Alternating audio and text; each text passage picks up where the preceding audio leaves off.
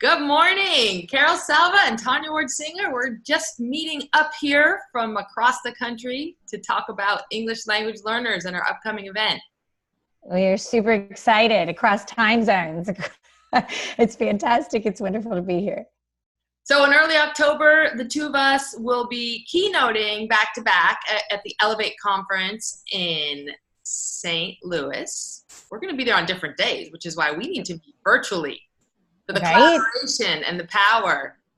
I'm so excited. Tell me a little bit more about your keynote. It's going to be on the second day, and I see that you are focusing on newcomer English language learners. What is the most important message you want educators to know? Well, I'm super excited to be following your keynote because I've been following you for a while, and there's everything you say resonates with me so much, and I learned so much just listening to the practical ways that you support teachers to work with, an asset-based mindset in your work, Tonya. So then the second day, when I come in with my keynote, the focus is going to be newcomers. And I know that it's going to be directly in alignment because I know what you stand for and your message. And so what we're going to be looking at is how in the world, teachers say, how in the world can I have this student who does not have command of the English language, may have very little comprehension at this point in the school year, this early point in the school year, to be able to be in a mainstream classroom. And, how is that possible? What can we be doing? How should we be looking at that? So I would just want them to know it's totally possible.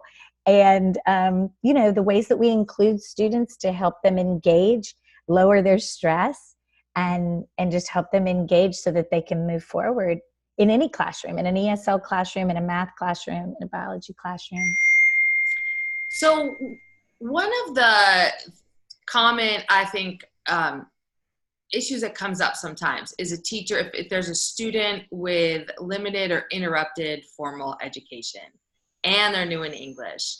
And teaching is hard. I mean, there's huge teacher burnout and teacher turnover. So we know that teaching, period, is hard. So what I see as a default that can happen is a teacher will make the assumption that this child is so far behind that they have to just do something completely separate from the class. So how do you respond? Or can you tell a story of a student in that situation and how you use the student's strengths and everything that student brought to the classroom to really engage with, let's take secondary, because that's where it gets even harder, right? Engage with secondary science, secondary social studies, literacy. Oh man. So I would just immediately lift up all teachers for what they're doing and the hard work that they're doing. And I say this with so much empathy because I was an elementary teacher and a special education teacher and then a dual language teacher. And then for 7 years, I went around as a specialist supporting teachers with sheltered instruction. And so I felt that I was getting very competent in this English learner, even at secondary, elementary, middle, and high school. And then the students with interrupted formal education came to our district in big numbers. And so I was the teacher that we couldn't get our heads around it. It was a lot of students at once. And so I went back into the classroom to help try to figure it out. Not because I thought I knew, I didn't. I felt like, okay, my Spanish isn't working with this child that speaks Swahili and can't read or write in their native language. And so, there's so many issues surrounding that. Like you said, there's no shortage of challenges. So I want to lift up teachers because even with my quote, I'm doing air quotes, specialist background, I went into something called default teaching. Mm-hmm. And I just couldn't understand, like, how am I supposed to even try to teach grade level things, language arts, reading, figurative language, things like that when they didn't have the literacy. So that's the first story that I would tell is that without reflection and without drawing on people like you and like our PLN and other people, there are people out there doing this and doing it with excellence. And so we need to be working together so that we can find those solutions. There are a ton of stories and a ton of examples that I could give, but I spent a lot of time doing things that were not effective because I didn't see that it was possible. And so your own belief about what's possible is going to hold those students down. And it's easy for your bar to lower. I felt like I was a huge advocate for them, but your bar starts going down because the lack of language, it looks like a special need. And it's not. Language should come quickly. Literacy should come quickly. So here's one example. I write about this in the Boosting Achievement book because we ended up writing that book about these experiences that you're asking about. So I had a student teacher with me, and her name's Catherine Diersky, and I lift up Catherine Diersky as one of the best co-teachers I ever had. But she wasn't a teacher yet. And she kept challenging me, going, hey, you're the trainer. You said it's never the kid. Why can't we do author's purpose? And I was like, because we can't. It was just that I just hadn't, but I felt a responsibility to her and to the kids. So Catherine and I would go out to Twitter and go out to anybody in the building and just ask, just throw open the doors and ask, is this possible? What can we do? So one of the first things was that 8th grade grade level was doing author's purpose. And I had just taken over the class in November, and we were trying to get behavior under control and things under control. And the kids had settled down, but we didn't know how to teach literacy. So we were trying to learn how you teach someone how to read. So we were doing a lot of read alouds of like cartoonish type Disney books. And then we would look at National Geographic, right? Well, fake, real, fiction, nonfiction. I mean, right there, Catherine was pointing out to me, that's genre. And I'm like, yeah, you know what? It is genre. And all of them can point to the fiction book and and they can all say fiction and nonfiction. They can say that word. They understand the difference. And so then the very next step is just why did the author write it? Why did the author write? Because they could all, if you say stack the fiction books on that table, they could do it. Stack the nonfiction books on that table. So that's a way without literacy or even language that they can show me that they understood the grade level standard of genre, at least at that level, fiction, nonfiction. Now, why did the author write those? One was to entertain. This other genre is to inform. And I don't care what language you speak. We could use a translator. We could use whatever you need. They got it. They understood it. And then we started reevaluating. Now, wait a minute. If they can get that, and then there's stories, Tonya. I know that you will connect with this. They connected with the stories that we were reading. We started reading grade level stuff and letting them connect. They have rich stories that they bring, and we talk about that as a narrative. There's just ways to capitalize on what everybody brings, and everybody started learning quickly because we were engaging them, and it wasn't like baby books, alphabet, stuff like that. It doesn't need to be. We monitor their acquisition of sight words and phonetics and stuff like that. And we make sure the students understand how they're getting them. And we make sure that they're making progress. But we're not doing, especially in the first semester, specific sound. We don't need to. We need to engage them and have them realize when you read with me and when you track the print with me, you're getting some phonetics from that. You're getting some sight words from that. And every single day you know more English. Every single day you understand more. So this all is going to come together beautifully if we engage you. There's something really powerful in the way you tell your story that really relates to the way I talk about transforming teaching, which is how you are self-reflecting humbly on that shift in your own perceptions and your own belief system. And as soon as you were like, I know the students can do it, it's possible, let's get in there and figure it out. I love how you describe that attitude. And it's really important, I find, for all of us and for us who are leading professional learning and the people we support who are leading professional learning. I think one of the biggest barriers to progress is certainty. Too much certainty. And it's, there's some irony there because I'm saying that with a certain level of certainty, right? So of course, we need to step forward and go, hey, I really know that structuring conversations in the classroom is going to be powerful. There's a lot of research behind that. We need to get students from passive to active learning. Let's do it. But with that theory of action that has a certain level of certainty is a humility to watch. Is this working? If my students aren't talking, it's not because they are lacking. It is because what I'm trying to structure and the way that I'm structuring and the topic and the focus isn't engaging them. Right. So what am I going to do differently? That's the thing, is that I feel like everything happened for a reason, and I went back in as a specialist. I keep telling people I didn't feel very special though, because you think you're on your game, and then something, a student, teachers feel me when I say the next year a totally, the students are different the next year.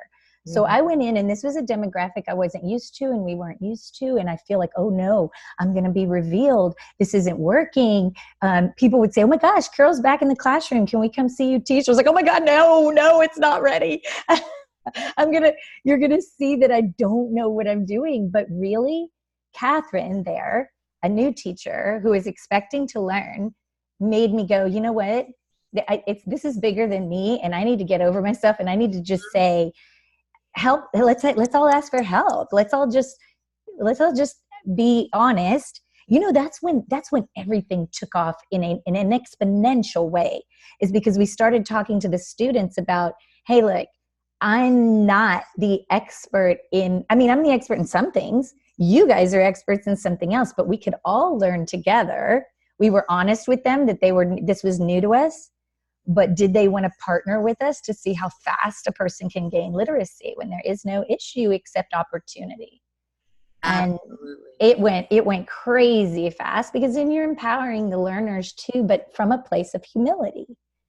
And when we can do that together, truly that is what my first book, Opening Doors to Equity, is about. It is how we as teachers step into that space, and we as facilitators of teacher learning all together step into a space as learners. Set a really ambitious goal that's, big enough that we go, oh, I hope that's possible. I'm stretching my belief in possibility. Let's do it. Let's try this. Where we step into classrooms together, not to show off something that we've perfected down to an art and science. It's fine to share things we think are working, but to try something together. Let's try it. Evidence-based writing about primary historical sources. How are we doing that with our long-term English language learners? Let's do it. So getting in there, trying it, watching students, it's really powerful. It's powerful, not just to impact the students, but what I like is the shift for teachers, because teachers so often get disempowered in this profession, right? Whether it's like, we're going to measure you based on your test scores and change your salaries based on test scores, or we're going to adopt this new curriculum and tell you that we don't really believe in you and we don't really believe in your judgment. We want you just to follow this to the T. When we can empower teachers to really know, and I don't mean empower teachers to just pick whatever lessons they want on Teachers Pay Teachers and teach them. Know the rigorous expectations of your grade level. Yeah, and know that there is support for you. I have teachers who are very nervous that they're like, okay, I understand what you're saying. I need to know my standard. I need to know what I'm supposed to be teaching. And then the student could give it to me a different way or do it a different way. But I've had teachers be very honest that they're not familiar, new teachers, all the different things and the standards change every year. So sometimes as teachers, we have this fear that I don't even know my standards as well as I should. But this is the thing. You have support. Your district, there are specialists, curriculum specialists should be helping you. If they're not there, our PLN has people who are specialists in standards of your state that we can connect you with. You don't have to feel that you need to know everything about everything. You have to be open and draw on the people who are supposed to be supporting you, whether you're a seasoned teacher or a brand new teacher. This is why I think it's so important as leaders to synthesize and to make connections. That's why, it's been very interesting because I was a core classroom teacher. I was a reading specialist. I helped many districts when Common Core came out. Let me help you do rigorous, actively engaging literacy for all students. I have deep expertise with English language learners, and I am core teacher. I'm about rigor for core teaching. And so it's very interesting when I have a book that comes out for ELL and I start getting requested for all these ELL events. I'm noticing how incredibly marginalized the field is. And how when you say EL, like if I do a workshop that is EL strategies to help your English learners be effective, I'm more likely to get pull-out teachers than core teachers.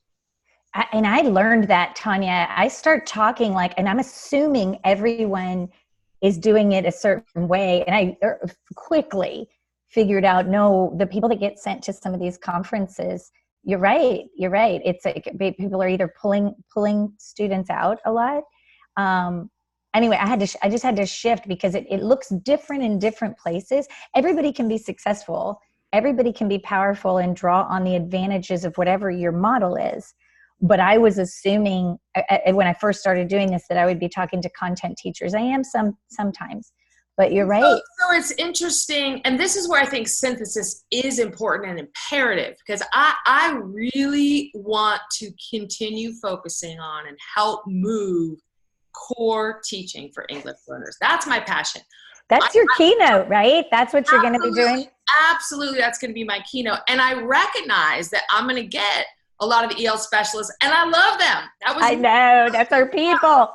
But so I know what it's like to be a teacher leader in that role where now people are looking at you, you know, you've got a full schedule and somehow you're supposed to also change all the adult practice in the school. How do you do that? So that's what I'm interested all about. How do you change adult practice? But the thing is, synthesis matters. The way I can do that, the way that I do that is I look at the big picture. And I know in a district what is most urgent for administrators and for teachers. Being a literacy specialist, I need to know definitely the literacy standards, but I also need to know the next generation science standards and the mathematical practices, and I need to know the social studies and the intersection. Because if you look, for example, 2 areas we usually focus on in change that are high priority. When I ask districts, what do you most urgently want to move? One, of course, is active, equitable engagement.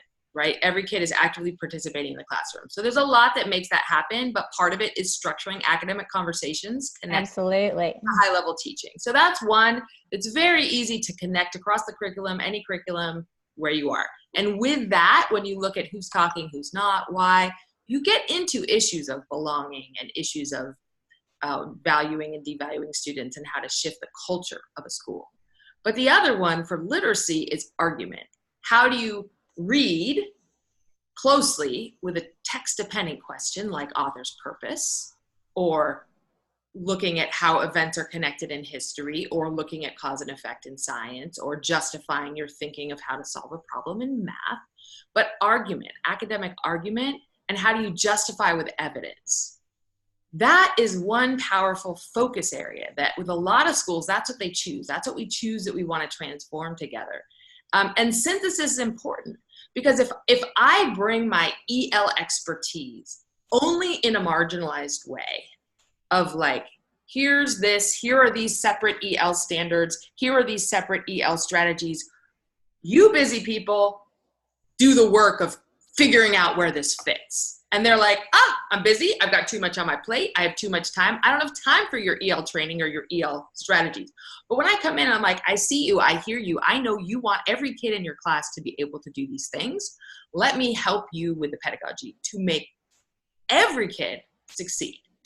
Isn't that the irony? Is that a lot of places that we go, of course, we're not going to pretend like the test scores aren't important. They open doors for the students. The teachers are held to them, and so of course we know that we can get into a vicious cycle of teaching to that test, and nobody wants us doing that, because the irony is that if you have students authentically engaged in activities where they are debating and justifying from the little bitties, right? This is high on blooms. This is high on blooms for our 5-year-olds. They have opinions. They can justify those opinions.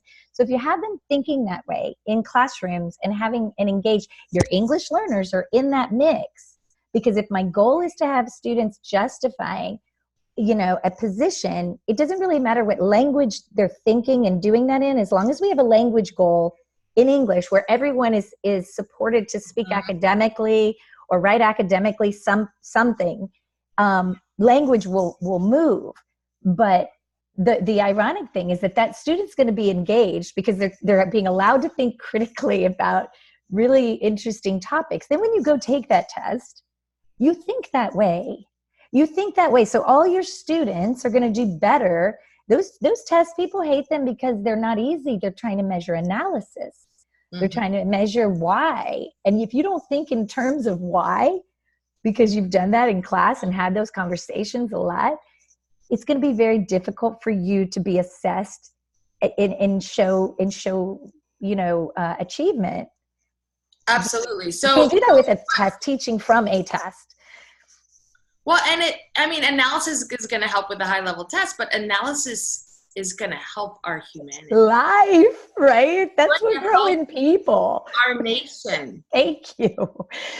We are divided. We have a complex history that some people see and some people don't see or refuse to see. How do we have true dialogue about respectful dialogue? Exactly. I love you so much, Tonya. Well, the thing is, what I focus on helping people do with their students is truly what I'm doing in my life. You know, I'm in this rigorous research now in my own ancestry, which goes back to I heard about it. Tell us for people who didn't know. Yeah, that's another topic for another day. But just, you know, a few years ago, I didn't know anything about my ancestors, and then I learned through some letters about my ancestors in New England enslaving people, and it was a surprise to me because I did not know about slavery in New England, and I'm sharing that ignorance because I know I'm not the only one who didn't know that. That's not what I thought you were going to talk about. I did not know about this. So you're digging in deep and researching your own heritage. I'm digging in very, very deep. And it is a topic for another day, but I have a whole timeline on side of my office with my, I'm retracing 12 generations of my family tree back to the 1600s. So the recent 1619 project that came out in the New York Times. Yeah. Absolutely fascinating. As soon as I saw that, I said, we're having a discussion at my house. So I invited people. We had a group discussion at my house. I'm in a group called Coming to Table, which is descendants of enslaved and enslavers coming to the table to talk about race in America and how do we heal? How do we acknowledge and heal from the history? So this is not about shaming people. This is not about good, bad. It's like trying to get rid of the hierarchies, but it's deep work. And the deep work requires, guess what? Listening,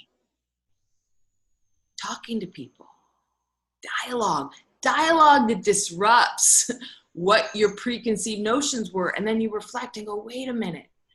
So I love engaging students in reading texts and thinking critically about the text, thinking off the page. You know, like the 1619 project was exciting, not just for what the authors put forth, but for the dialogue that we can then have about it, right? Oh, is this triggering to you? Are you upset about this? Why? What's the evidence in here that's hard to, what is it? Let's talk about that, right? Not just shut each other down as right, wrong, and fake news, but like have true dialogue. And what's powerful, I find in the classroom, is when we can truly create a democratic space for different viewpoints. And that is where I may come into the author's purpose lesson thinking, I know the author's purpose. Let me help my students get there with all these scaffolds. But when I can come in and say, you know, what do you see the author is trying to get across with this article? And students share their opinions, and someone has a different opinion to me that I might first perceive as wrong. Instead of jumping to that conclusion, I ask, tell me more. Explain your thinking. Doesn't that empower people? Right? And so it's finding rich texts.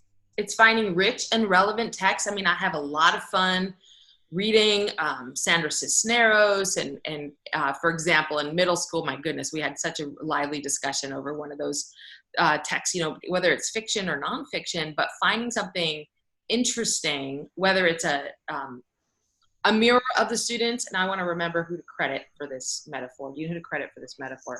Mirror or window? Or windows. No, I don't. Emily Francis uses that a lot. Okay, she got it from somebody. We didn't invent that. Google it because we want to credit the person. I'm going to Google it while you're talking. Thank you.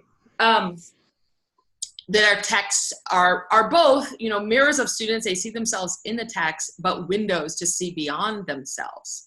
And that's got to be true also for our monolingual students who are perceived as white or identify as white, right? Having texts that are windows, right? Absolutely. The way we can get some of this deep discussion. So, to the point of how do we empower all students to all teachers to really be effective with English language learners. Well, the first step is to recognize this hierarchy. Yeah. The hierarchy of racism, the hierarchy of language status that's in the room, whether we want it or not. I don't want this hierarchy. I'm working my whole life to fight this hierarchy, but it's in there. When I say English learner, some teachers think I don't want to go to that training because it's low level and I teach rigorous stuff. Goodness. Right? Yeah, that's so unfortunate. Or we say students, English learners. English learners are students too. Right. Right? So it's really English, so there's no problem with difference. There's no problem that we have different skin colors and different languages and different cultures if we just get rid of the hierarchy. I see your difference. I see this, but we don't have a hierarchy. Right. That's the thing that I think Catherine, that new teacher, taught me so much, because I was going in thinking, I'm going to teach her. I am going to help her grow and become a teacher. And then, of course, my rug got pulled out from under me and I was just like spinning my wheels. And when I started valuing what she brought, not even certified yet, but her point of view, I mean, she had a rich background. When I let her speak and be part of the dialogue and really listen to her, she had worked with different types of students and helping people acclimate to the country in a different role. Even if she hadn't, though, her fresh eyes to the profession brought so much. Just her viewpoint. And then she and I and all the kids together, absolutely, we could not only hit grade level standards, we could go beyond those, because you're not seeing anybody as that's the expert, that's the smartest person in the room. Let me say real quick, Emily Stile is the person who is first credited for saying mirrors and windows, and initially introduced by Emily Stile for the National Seed Project. And yeah, it like you said, it talks about having text that you mirror the students' lives, but also offer them windows to the world. And every child that walks through your doors can contribute in some way, not just to the learning in your room, but to global funds of knowledge, because we want to give windows. And then people really start to be empowered. That's the thing, is people walk into our trainings, and probably yours as well, and think, let me see what I need to do for this demographic. But they leave going, oh my God, why would I teach any other way? Like, for all of my students. Exactly. I love what you just did with when I talked about hierarchy, and then you talked about it, applied it to how we can look at teachers, right? And status. And that happens as well. And sometimes that perception of hierarchy, it really can get in our way of our collaboration.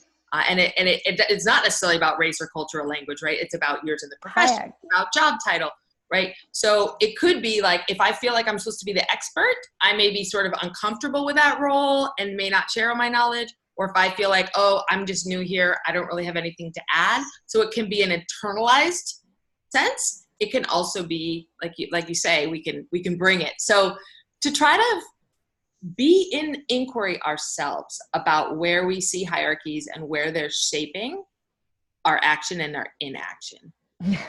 I love that. That's lifelong. That's lifelong. Yeah, it is. And I just feel like I'm such a better educator because I let go of that. It's liberating. Just learn with people.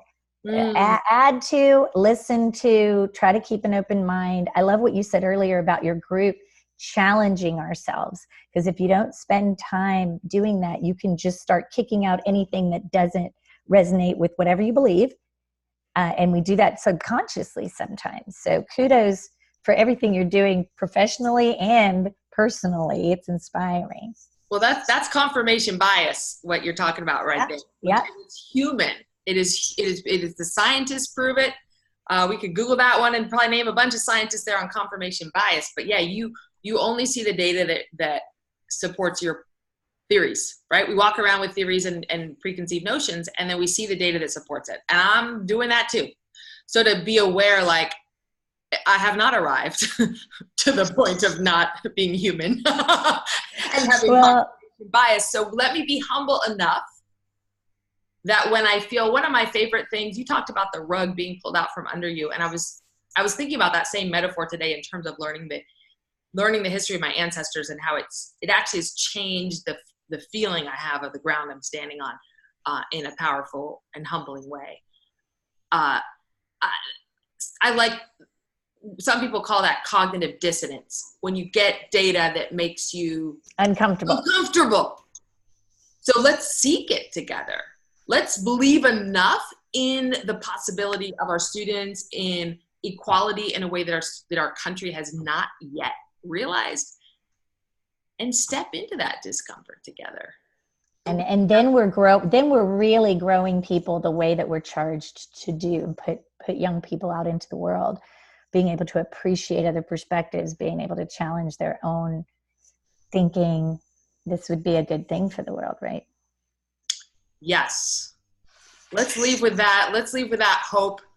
Okay. For the world. May we all have the humility to listen beyond what we know, to challenge our own thinking.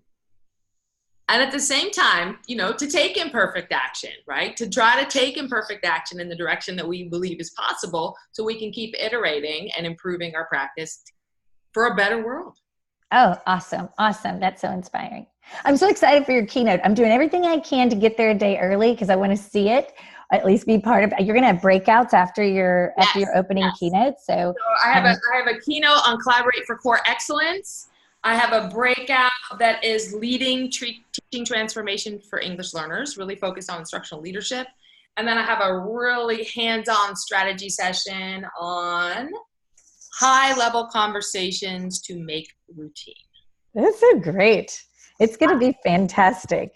Mine the next day, the keynote is about newcomers at grade level. Newcomers, I'm trying to remember the title of it, but it's definitely about newcomers.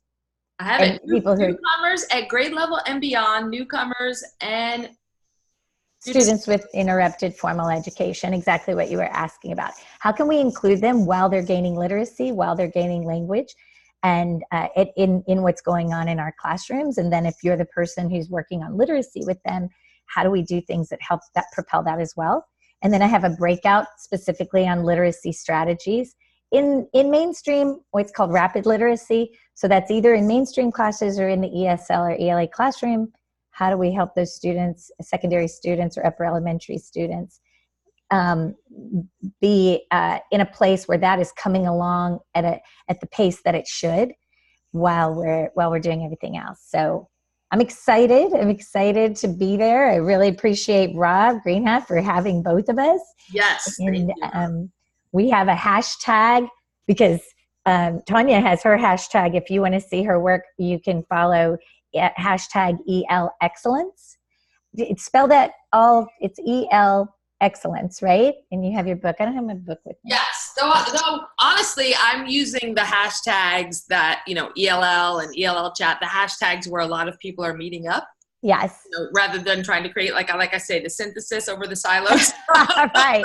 Everybody. Yeah, if you do tweet about this book or that work, I'm using EL Excellence. Mm-hmm. And then mine is boosting achievement. Same thing. You'll see me using multiple hashtags. And then we're going to try for this conference to use boosting EL excellence. And we've already tweeted a couple of things because, people listening, Tonya, I'm so excited for everybody who's able to come. Tonya and I promise we're going to learn a lot with you and we're going to share so much. But if you're just following along, we promise that there will be things that you will be able to learn just following us through those days and following the people at this conference. Because it's going to be an amazing conference and there's going to be a focus on sharing for the bigger, greater good. So absolutely. And please subscribe to my blog. It's at tonyasinger.com. I rarely blog, so trust me, you won't get a lot of spam. But you will get updates when I have online toolkits and other options and things that are going to help you learn from home. Absolutely. If to subscribe to your podcast or your blog. Yes. Everything, the podcast and the blog and everything is at salvac.edublogs.org. And you can just look in the menu and you'll see the podcast and the book study. And so Salva C, letter C, Uh-huh. .edublogs.org. Thank you, Tonya. Got it. Thank you. Such an honor to collaborate. Looking forward to October. Me